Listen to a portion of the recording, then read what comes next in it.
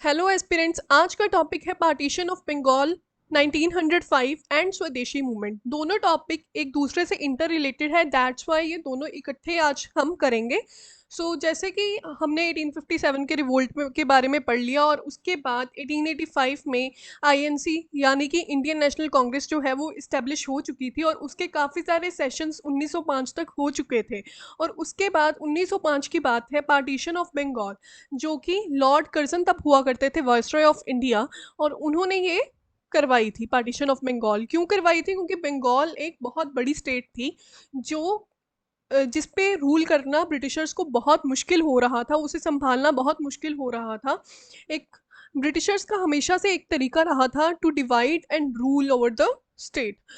To divide and rule के माध्यम से उन्होंने पार्टीशन कर दी बंगाल की। एक तरफ उन्होंने बंगाल बना दिया, एक तरफ उन्होंने ईस्टर्न बंगाल एंड असम बना दिया। उसके बाद partition of Bengal done by Lord Curzon on October 16, 1905 through a royal proclamation reducing the old province of Bengal in size by creating East Bengal and Assam, capital जिसकी थी Deccan, out of waste Bengal. अच्छा, एक बंगाल पूरी state थी, इतनी बड़ी state थी कि उसके दो हिस्से किए गए ब्रिटिशर्स के द्वारा। एक को रहने दिया बंगाल और दूसरे को बना दिया ईस्ट बंगाल एंड असम। उसका नाम रख दिया गया ईस्ट बंगाल एंड असम। जो ईस्ट बंगाल वाला था उसकी कैपिटल जो थी वो डेक्का रखी गई, और जो बंगाल बच गया, दूसरा वाला बंगाल जो था जिसमें वेस्ट बंगाल भी आता था, बिहार भी आता था और उड़ीसा भी आता था, उसकी कैपिटल जो रखी गई वो थी Calcutta. Proposed in British parliament on December 3, 1903। इसका प्रस्ताव जो है ब्रिटिश पार्लियामेंट में दिसंबर 3, 1903 में ही रख दिया गया था और उसको अनाउंस किया गया जुलाई 20, 1905 में कर्जन के द्वारा।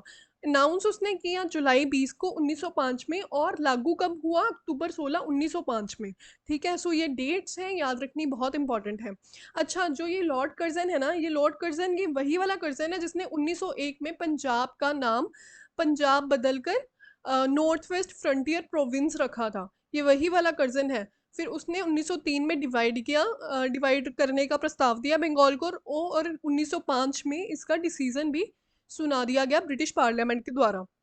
नेक्स्ट है, अब ये देखिए, ये है मैप बंगाल का।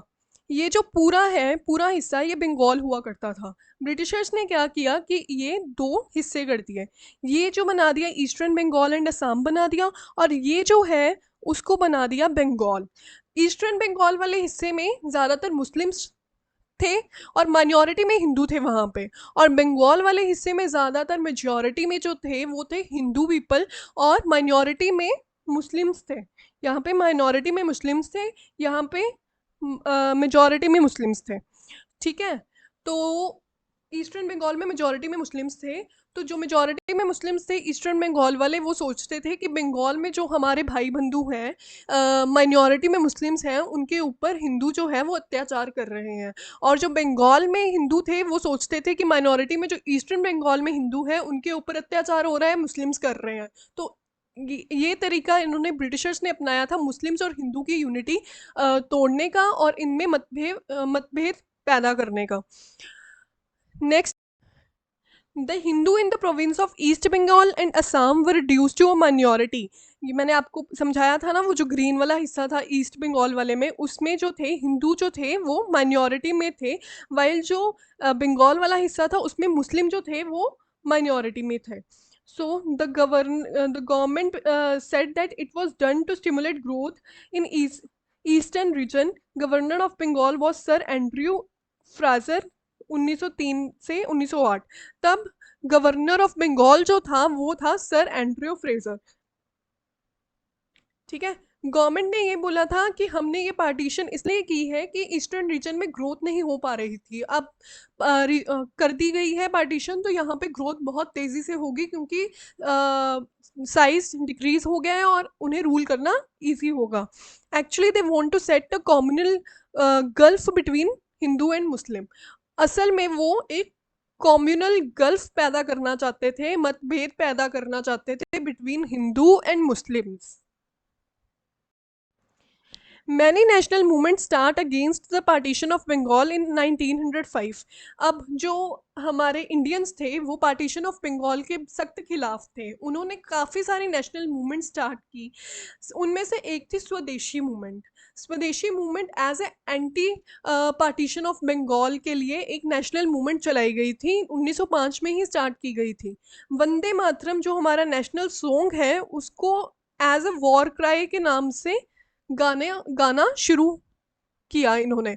रविंद्रनाथ टैगोर जो थे उन्होंने एक गाना लिखा था तब, Amar Sonar Bangla, which was sung by people everywhere. हर जगह पे जनता यही वाला गाना गुनगुनाया करती थी।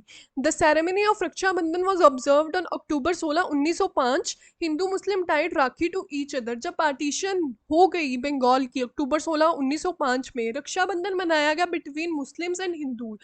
अब देखिए रक्षाबंधन जो एक त्योहार है हमारा इंडियंस का, वो भाई बहन का होता है, एक दूसरे की रक्षा करने के लिए, भाई रक्षा करता है बहन की।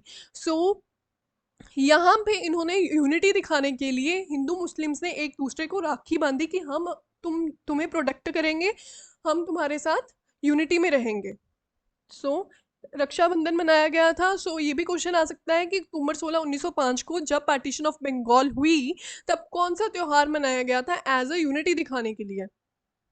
न्यूज़पेपर्स का भी एक बहुत बड़ा रोल रहा है पार्टीशन ऑफ बंगाल के टाइम पे। सो यहाँ पे मैंने कुछ न्यूज़पेपर्स के नाम लिखे हैं, और जो वो वाले न्यूज़पेपर्स हैं वो किसने निकाले थे वो वाले बंदों के भी नाम है। सो सबसे पहले है के मित्र। के मित्र नाम के एक इंसान थे जिन्होंने एक न्यूज़पेपर निकाला था जिसका नाम था संजीवनी। मोतीलाल घोष ने निकाला था अमृत बाजार पत्रिका। बिपिन चंद्र पाल ने निकाला था न्यू इंडिया। औरोबिंदो घोष ने निकाला था वंदे मातरम नाम का एक अखबार, और अजीत सिंह ने निकाला था भारत माता। सो ये कुछ 5 मैंने लिखे हैं न्यूज़पेपर्स, बहुत इंपॉर्टेंट है, पूछे जा सकते हैं।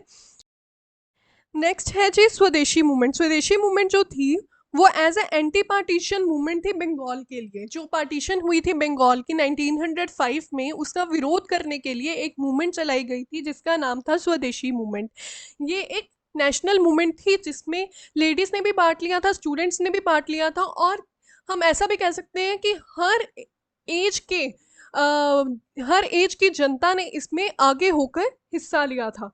अब इसके दो पार्ट थे स्वदेशी मूवमेंट के। एक तो बाइकआउट करना है ब्रिटिश गुड्स का, बिल्कुल अच्छे तरीके से बाइकआउट होना चाहिए, और दूसरा खुद से बनी हुई चीज़ें, इंडिया की बनी हुई चीज़ों को अपनाना है।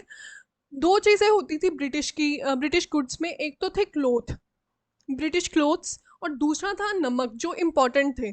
जो ब्रिटिश क्लोथ्स थे वो आते थे मैनचेस्टर से, जो क्लोथ्स थे वो आते थे मैनचेस्टर से, और जो नमक था, सॉल्ट था, वो था लिवरपूल का। सो ये इनका अच्छे तरीके से बाइकआउट किया गया इस स्वदेशी मूवमेंट में, जो कि 1905 में ही चलाई गई थी। अब जो स्वदेशी मूवमेंट थी वो एम्फेसाइज क्या करती थी, सेल्फ रिलायंस के ऊपर प्लेस्ड थी ये। Swadeshi movement emphasises placed on self reliance, स्वनिर्भरता के ऊपर ये निर्धारित थी। INC took the Swadeshi call first at Banaras session 1905 presided over by G K. Gokhale.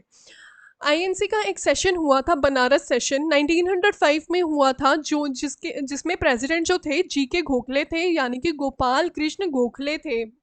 और इन्होंने सबसे पहले स्वदेशी कॉल जो थी वो आईएनसी के सेशन में बुलाई थी।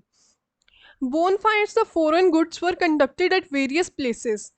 फॉरेन गुड्स जितने भी थे उनको इकट्ठा करके अलग अलग जगह पे बोनफायर किया गया। बोनफायर हुई फॉरेन गुड्स की, ज़्यादातर क्लोथ्स की, नमक की और बुक्स वगैरह की, इन सब चीज़ों की, जितने भी ब्रिटिश गुड्स थे उनकी बोनफायर्स लगाई गई अलग अलग प्लेसेस पे। The movement administrated a great blow to the economical interest of the British. अब जब ब्रिटिशर्स का बाइकआउट किया जाएगा गुड्स, तो उनको इकोनॉमी में फ़र्क तो पड़ेगा, उनके इकोनॉमिकल इंटरेस्ट को जाहिर सी बात है फ़र्क पड़ेगा। सो द स्वदेशी movement therefore had two aspects. दो ही एस्पेक्ट्स थे स्वदेशी मूवमेंट के। पहला था बाइकआउट करना है ब्रिटिश मेड आर्टिकल्स को, और दूसरा था स्वदेशी। स्वदेशी जो है अपना बनाया हुआ, अपने इंडिया का बनाया हुआ उसको बढ़ावा देना है, उसकी ग्रोथ करनी है और बायकॉट करना है British made articles, mainly clothes, salt, books, ये थी। So the student community played a very important role in the Swadeshi movement. They collect English cloth and books and made bonfire. Students का बहुत बड़ा role रहा है स्वदेशी movement में, इन्होंने बढ़ चढ़कर इसमें हिस्सा लिया है। स्वदेशी मूवमेंट में इन्होंने क्या किया था कि इंग्लिश क्लोथ्स जितने भी थे, बुक्स जो थी, वो इकट्ठा करके इन्होंने अलग अलग जगह पे बोनफायर की थी, उनको जला दिया गया था। लेडीज़ ने भी इस स्वदेशी मूवमेंट में बहुत हिस्सा लिया था। उन्होंने क्या किया था कि जितने भी ब्रिटिश मेड यूटेंसिल्स थे उनके घर में, उन्होंने उनका त्याग कर दिया था और इंडिया के बनाए हुए प्रोडक्ट्स को यूज़ करना शुरू कर दिया था। सो ये थी स्वदेशी मूवमेंट जो as a anti partition movement थी बंगाल की, उनका उसका विरोध करने के लिए थी। सो गाइस, आई होप आपको ये लेक्चर समझ आया होगा। इसमें हमने बात की है पार्टीशन ऑफ बंगाल जो कि 1905 में हुई थी। जो बंगाल एक स्टेट थी उसके दो हिस्से किए गए थे, दो प्रोविंसेस बनाई गई थी। एक तो थी वेस्ट बंगाल जिसका नाम बंगाल ही रखा गया था, उसमें आते थे वेस्ट बंगाल, बिहार और उड़ीसा। और दूसरी जो प्रोविंस बनी थी वो थी ईस्ट बंगाल एंड असम, जिसमें मेजॉरिटी में मुस्लिम्स थे और माइनॉरिटी में हिंदूज थे। सो इसमें इसका जो मेन रीज़न था जो बताया गया था वो था कि to divide the state in size so that they can rule easily and for the growth. So ये बताया गया था और एक्चुअल रीज़न ये था कि वो हिंदू मुस्लिम्स की यूनिटी को तोड़ना चाहते थे और डिवाइड एंड रूल करना चाहते थे। सो एक्चुअल रीज़न और बताया गया रीज़न ये सब हमने पढ़ा है। और उसके बाद जो एंटी पार्टीशन मूवमेंट चलाई गई बंगाल की, जो जिसका नाम रखा गया स्वदेशी मूवमेंट, उसके दो एस्पेक्ट्स भी हमने पढ़े कि बायकॉट करना है ब्रिटिश गुड्स को और अपनाना है स्वदेशी को, स्वदेशी मेड प्रोडक्ट्स को अपनाना है। इसमें हर sectors of society, every sector of society ने बढ़ चढ़कर इस मूवमेंट में हिस्सा लिया। कैसे लिया, किस किस ने क्या क्या किया, इस सब का हमने डिटेल में ये लेक्चर में हमने पढ़ लिया है। सो इसके रिलेटेड जितने भी एमसीक्यूज होंगे वो नेक्स्ट लेक्चर में मिलेंगे। सो मिलते हैं नेक्स्ट लेक्चर में। Thank you so much guys, और सब्सक्राइब करना मत भूलना। Thank you so much.